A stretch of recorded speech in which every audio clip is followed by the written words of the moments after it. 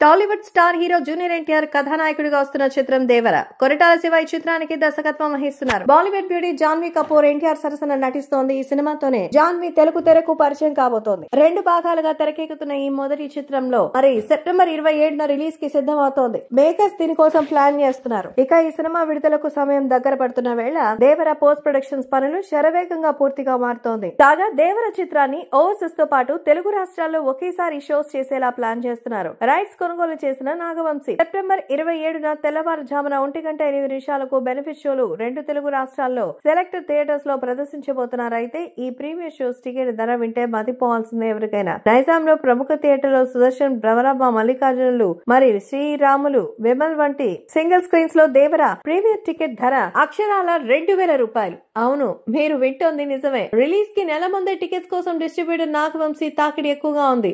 Solo release కావడం, భారీ hype తో రాబోతున్న దేవర ఎలాంటి అంచనాలు నమోదు చేస్తుందో చూడాలి. ఎన్టీఆర్ ఆర్ట్స్ బ్యానర్ లో కలేనా రామ్, సుధాకర్ చెరుకురి సంయుక్తగా నిర్మిస్తున్నటువంటి ఈ చిత్రానికి కరణ్ జోహర్ బాలీవుడ్ లో ఎంతో చక్కగా తన హక్కులని సొంతం చేసుకున్నారు.